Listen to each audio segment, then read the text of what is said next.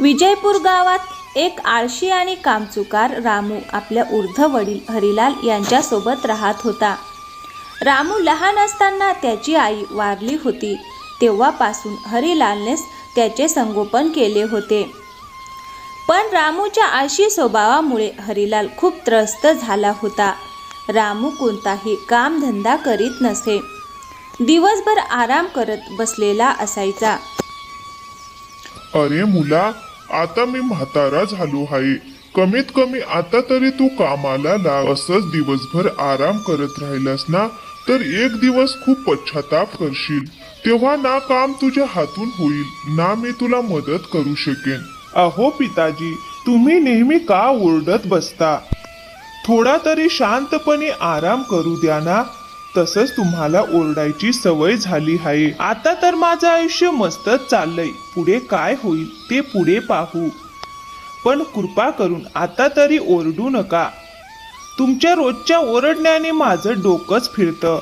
हरिलाल रामूला समजावण्याचा प्रयत्न करत असे, पण रामूला ते चांगलं वाटत नसे. त्याला प्रत्येक समजावणं म्हणजे ओरडल्यासारखंच वाटायचं.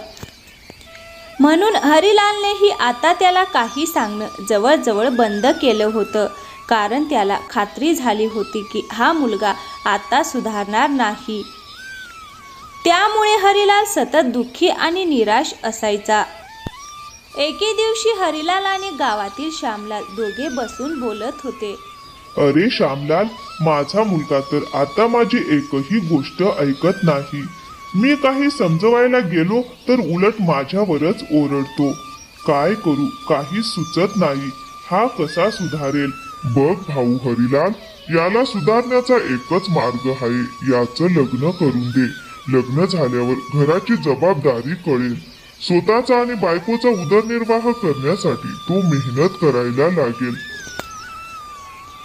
मग दुसऱ्या दिवशी हरिलाल सकाळीच दलाल गुड्डूकडे गेला. गुड्डू भाऊ, माझा मुलगा आता काही माझं ऐकत नाही. मला त्याचं लग्न करायचं नव्हतं, पण आता मजबुरी आहे. तू एखादी चांगली मुलगी बघ. लग्न झालं तर कदाचित त्याला जबाबदारीची जाणीव होईल. ठीक आहे भाऊ. शेजारच्या गावातून एक माणूस आला होता. त्याच्याशी तुमच्या मुलाच्या नात्याबद्दल बोलतो. मग पुढच्या दिवशी हरिलाल पुन्हा गुड्डूकडे गेला. काय भाऊ, बोललात का त्याच्याशी? काय म्हणाला तो? तो तयार आहे. हे नातं पक्क समजा. ठीक आहे, मग मी लग्नाची तयारी करतो. मग काही दिवसातच हरिलालने रामूचं लग्न लावून दिलं.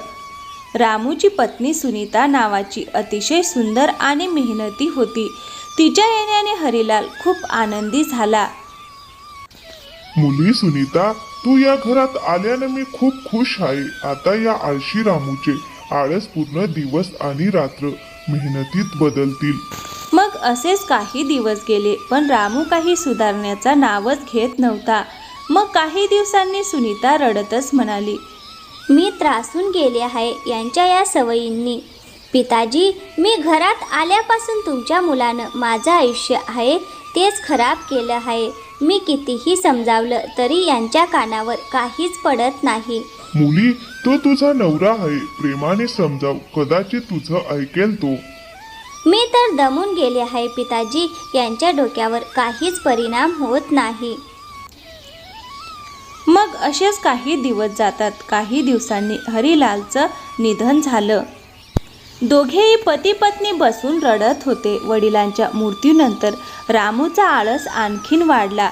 त्याला आता थांबवणारं कुणीच नव्हतं, केवळ सुनीता सोडून. सुनीता कितीही ओरडली तरी रामू तिचं काहीच ऐकत नव्हता.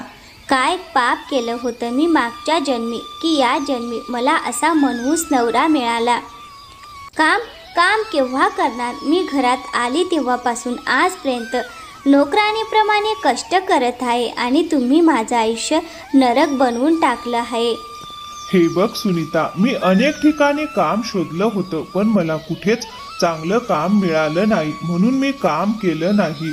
अजून तरी तू कुठेही काम शोधायला गेलासच नाहीस आणि माझ्याशी खोटं बोलतोस की तू काम शोधायला गेला होतास. अरे किमान थोडी तरी लाज बाळग. तू माझा नवरा आहेस. रामू बायकोच्या कडव्या बोलांनी रागावून एका झाडाखाली जाऊन बसला आणि स्वतःशीच बोलू लागला.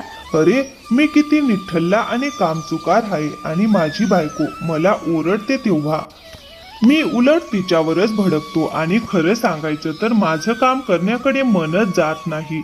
मी करावे तरी काय करावं.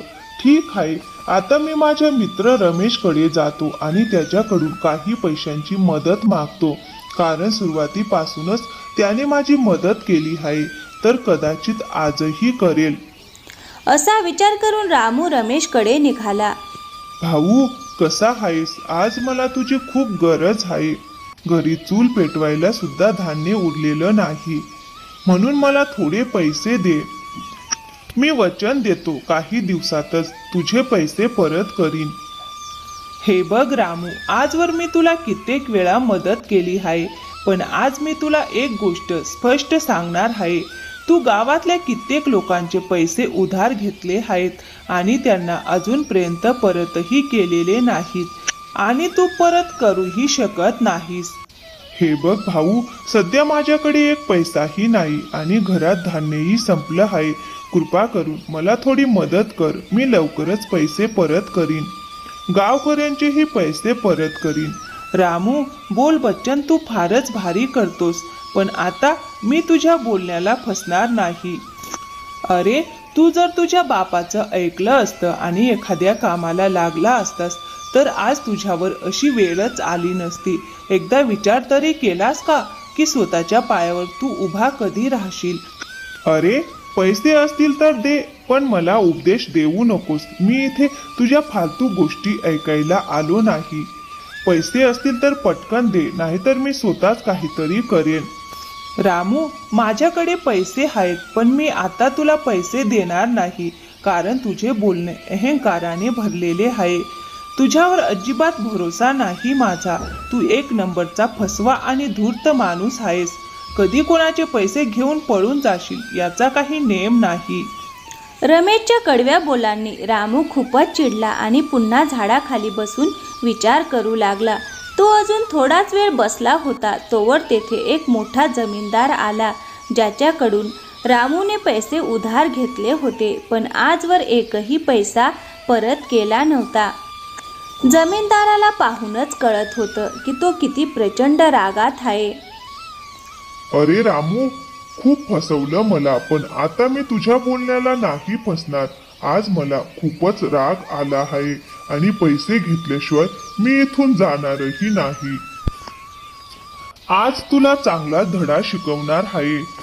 जमीनदार रामूला ओरडत होता आणि मारायची धमकी देत होता. तेवढ्यात सुनीता तिथे पोहोचते. जमीनदार साहेब, कृपा करून यांना माफ करा. मी वचन देते की काही दिवसातच मी तुमचे पैसे परत करीन. माझ्यावर विश्वास ठेवा जमीनदार साहेब. ठीक आहे सुनीता, मी तुझ्या बोलण्यामुळेच याला सोडतोय, नाहीतर आज मी याला मारूनच टाकलं असतं. आणि एक रामू, लवकर पैसे परत कर. घरी पोहोचताच सुनीताने रामूला चांगलंच झापलं. तुला अजिबात लाज वगैरे आहे का नाही रे? मी तुला किती दिवस असे मार खाण्यापासून वाचवणार. आता तर मोठी अडचण उभी राहिली आहे. जमीनदाराचे पैसे वेळेवर परत केले नाही तर काय होईल देव जाणे. हो सुनीता, तू बरोबर बोलतेस. आता मला काम करावंच लागेल.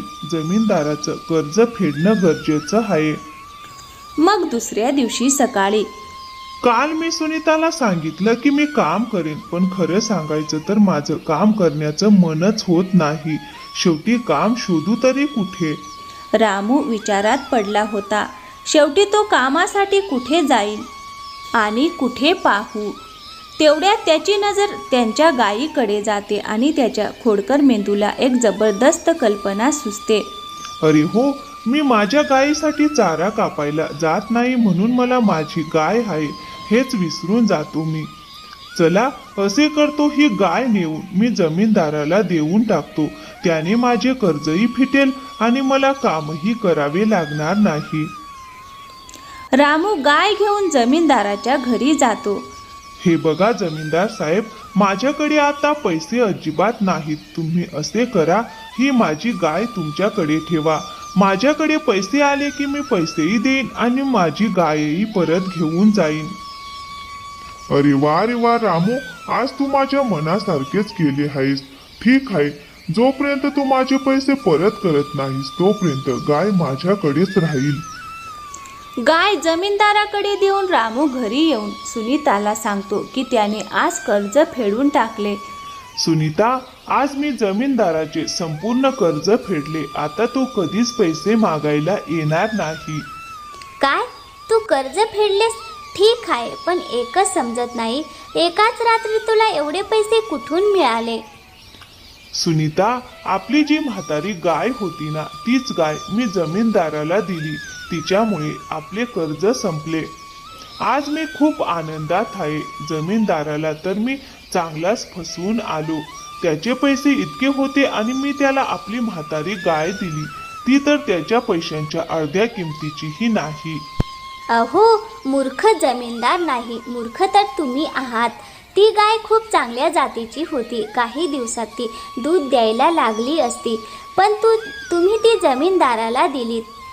अरे सुनीता, मग तर माझी खूप मोठी चूक झाली. मला वाटले ती गाय म्हातारी आहे आणि दूध देणार नाही, म्हणूनच मी दिली. अहो मला काहीच माहिती नाही. मला माझी गाय परत हवी आहे. तुम्ही लगेच जमीनदाराकडे जा आणि गाय परत घेऊन या. आजपर्यंत तुम्ही गायीला पाणी तरी घातले का? माझ्याशी न बोलता तुम्ही काय करून टाकलं? सुनीताच्या ओरडण्याने रामू घराच्या बाहेर निघून येतो आणि विचार करू लागतो. मला माहिती आहे जमीनदार आता माझी गाय परत देणार नाही. मला चांगलंच ठाऊक आहे. आणि गाय परत न आणल्यामुळे सुनीता खूपच ओरडेल. आता काय करावं? आता मला काम करावंच लागेल. चला उद्या काम करतो. असा विचार करून रामू परत घरात जातो. अहो हे काय, गाय आणली नाहीस का? रिकाम्या हातानेच आलाच. सांग, आपली गाय कुठे आहे? अगं सुनीता, मी उद्या गाय आणायला जाईन. आज तर संध्याकाळ झाली आहे. तू आजची रात्र थांब. उद्या सकाळी गाय तुझ्या समोर असेल. मग दुसऱ्या दिवशी सकाळी सुनीता पाहते की रामू घरात नाही. अरे एवढ्या सकाळी कुठे गेला असेल? इतक्या लवकर तो जमीनदाराकडे तर पोहोचला नसेल ना? काहीतरी नक्कीच गडबड आहे. चल, मी रामवीर काकांच्या शेतात जरा पाहून येते. कदाचित पैसे उधार मागायला गेला असेल आणि काका तर रोज सकाळी शेतात असतात. सुनीता शेतात जाते तर रामवीर काका नसतात, पण रामू काम करताना दिसतो. त्याला पाहून ती आश्चर्यचकित होते आणि म्हणते, अहो आज तुम्ही इतक्या सकाळी एवढे छान काम करताय, हे खूपच चांगले आहे.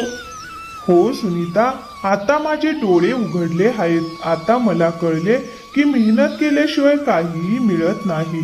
वडीलही म्हणायचे की एक दिवस तू पश्चाताप करशील. त्यांचे बोलणे अगदी खरे होते बघ.